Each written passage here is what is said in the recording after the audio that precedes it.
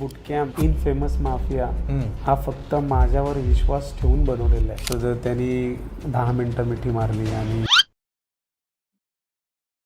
ते एक असतं ना, म्हणजे मित्र किती प्रेम करतो आपल्यावर, खूप भाऊक झालेला, खूप म्हणजे एकच बोलत खूप प्रेम आहे, खूप प्रेम आहे. आणि मी जसा रडत होतो आणि मी तिला सोडतच नव्हतो, अक्षरशः मला आहे ना उचकी लागली होती आणि तिला एकदम म्हणजे ती वेडी झाली. आणि मग शाळेत मला सगळे लाल्या, कारण की हे माझे गाल पूर्ण लाल व्हायचे आणि ते एकदम लालच दिसायचं मी. तर म्हणजे मला फॉरेनर म्हणूनच पहिले हाक मारचे आमच्या एरियातले.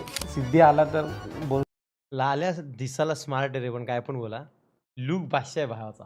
तो आज के हमारे शो में जो आने वाले गेस्ट है एक डैशिंग आने वाले गेस्ट बाजूला बसले थे आप. हमारे शो में जो आ चुके हैं उनका नाम है आने वाले गेस्ट तोतल्या. और इसके बारे में क्या बोलूं मैं, इसके बारे में ज्यादा कुछ बता नहीं सकता, तो मैं सीधा आपको मैं उनसे मिलवाता हूं. The none other than mister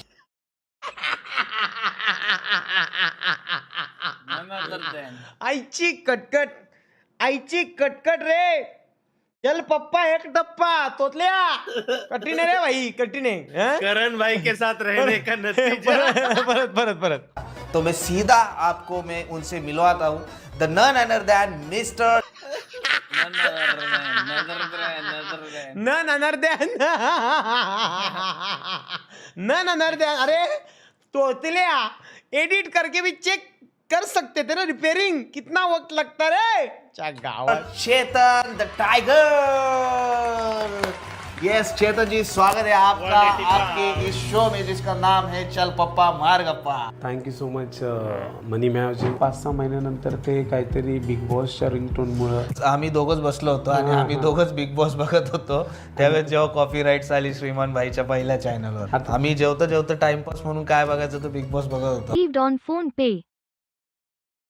आठवत का नाही अभिजित होतो माझ्याबरोबर थोडस. हा मला एवढं आठवतं की मी जेवायला बसलो होतो, मी करणला सांगत होतो बघ नेट चालतंय का, आता नीट चालतंय. आणि मी बिग बॉस बघत बसलेलो एकटा होतो रे. अभिचा आठवत नाही मला.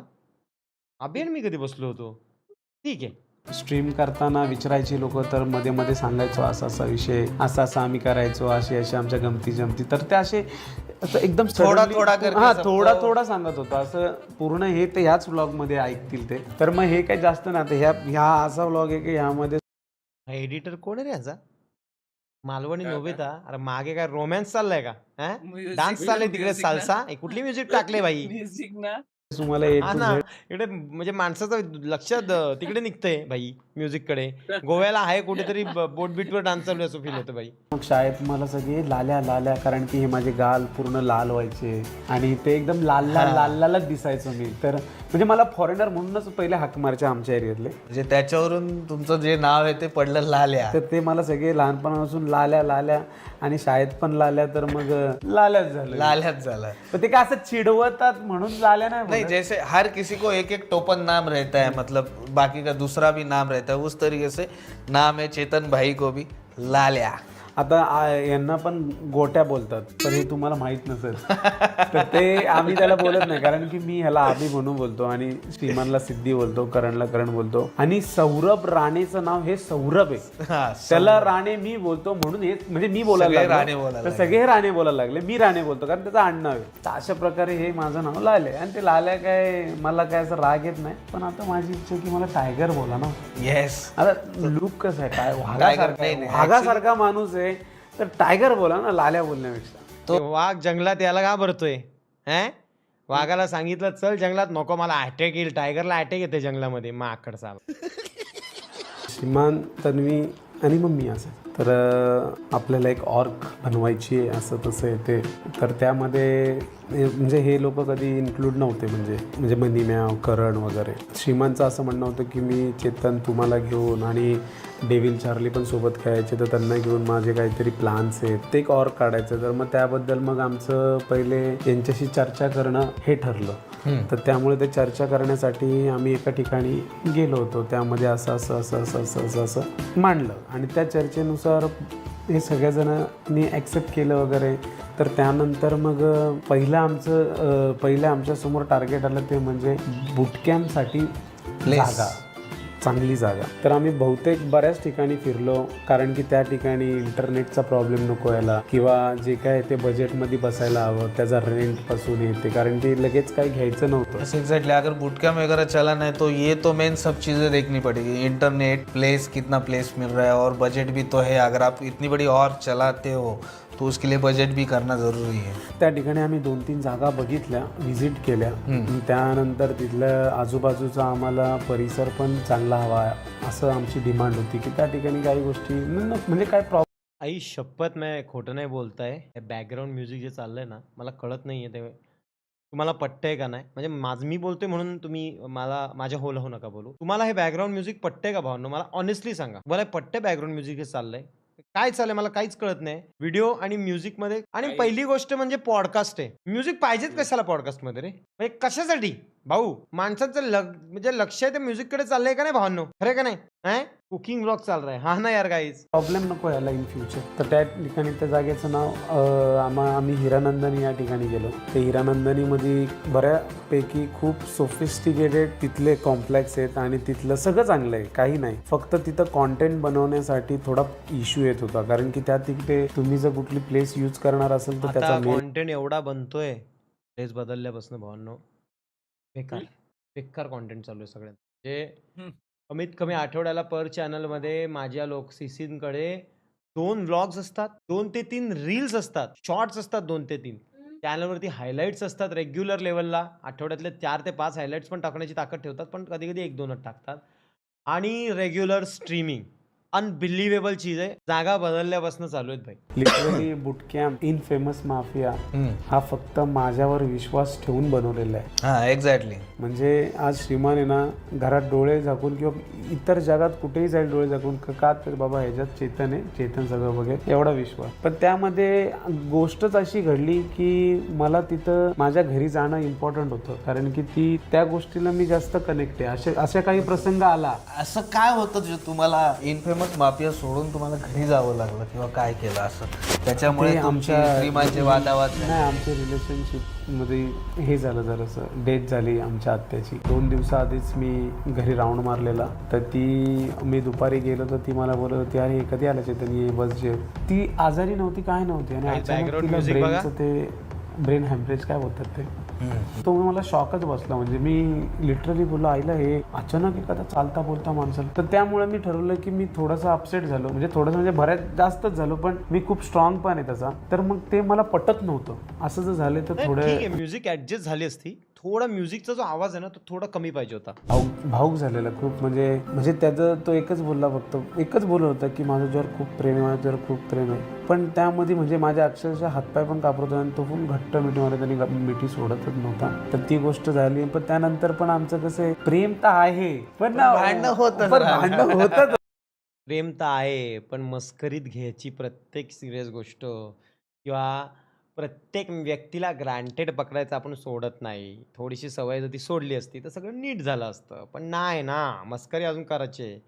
या भरड्याला मी बोललो होतो की तू येतोय का डोंगरावर ढाकला. आधी हो बोलला, म्हणजे त्यांनी आम्हाला ग्रँटेड पकडलं की मी येतोय, आणि ह्यांना नंतर कल्टी मारू हे सहन करतील. राणेनी ह्याच्यासाठी स्पेशली वेगळी तयारी केली होती, बरोबर. हा आला नाही, ठीक आहे चल. राणेने तेव्हा ह्याच्यावरनं हात वर केले. नंतर लोणावळ्याचा प्लॅन झाला होता. लोणावळ्यातही हा 100% लोणावळ्याचा प्लॅन ह्याच्याकरता बनला होता, ह्याच्यामुळे बनला होता. प्लॅन झाल्यानंतर हा गायब झाला प्लॅनमधनं स्वतःहून. म्हणजे राणे ऑलरेडी नेगेटिव्हिटीमध्ये घुसला होता ह्याच्या बाबतीत. तो अजून जास्त चिडला. डाकूनी प्लॅन बनवला होता, डाकूनी पण हातवर केले, आणि हा आम्हाला ग्रँटेड पकडतो. बरोबर आहे का नाही? हे नाही करायला पाहिजे. सिरियसली घेणं, शब्दाला जपणं खूप महत्त्वाचं असतं. मैत्रीमध्ये तेही चालतं, आणि मैत्रीमध्ये पाण्यासारखं राहणं खूप महत्त्वाचं असतं, आहे की नाही. आणि आता तो टेन्शन घेतो, पण तू जेव्हा चुकला तेव्हा तुला ती चुकीच फीलच नाही झाली. तू मस्करीत घेतला आम्हाला, आणि आता जर आम्ही तुला नेलं नाही तर तुला वाईट कशाला वाटायला पाहिजे, बरोबर आहे का नाही भावना. तर मी ऑप्शन पण दिला त्याला की बाबा ज्या लोकांना दुखवलंय त्या लोकांना कॉल कर, आणि कॉल नाही उचलला भेट ना, काय फरक पडतोय. मी त्याला बोललो राणीला भेट डायरेक्ट. पण साहेब उठून गेले का? साहेबनी एफर्ट्स दाखवले का उठून जायचे? नाही दाखवले. उलट स्ट्रीमवरती काय काय काय काय चिडचिड आणि भरळत होते मूर्खासारखं. कधी मला असं वाटत Efforts नाही. दोन्हीकडनं इम्पॉर्टंट असतात. नाही हेट म्हणजे मी त्याला हेट करत पण नाही, पण मी त्याला उचकवतो आणि मध्ये मी काय पण बोलतो ना त्याला तो राग येतो. आणि हल्ली पहिले कसं होतं, ठीक आहे चला हा बोल, चला हा चला हा चालेल चल झोपू का आता मी. पण आता कसं बोलला ना तिथं नाही मला आता कळत नाही, माझं डोकं फिरलंय, नाही मला आता तो असं भडकतो ना, तर ते मला असं वाटतं कुठंतरी मी उचकवण्यात बादशाह झालेलो आहे आणि तो पण भडकतो. बघितलं ना तोच टॉपिक बोल, उचकवी गँग.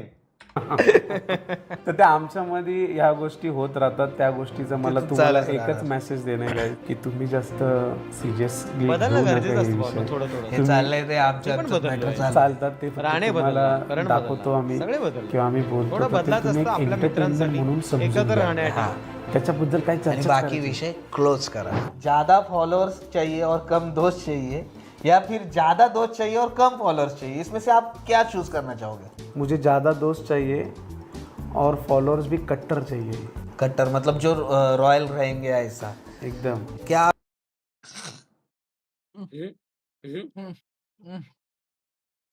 ज्यादा कट्टरचे मतलब जो रॉयल रहेंगे. अरे याच्या गावात रॉयल रंबल मध्ये याला तोडलं मी असं आपटून एका ठार होईल रे, ठार कोमा जाईल 3 महिन्यासाठी. रॉयल रहेंगे याच्या. अरे एक पॉडकास्ट है का तोतला तिवारी शो है भाई.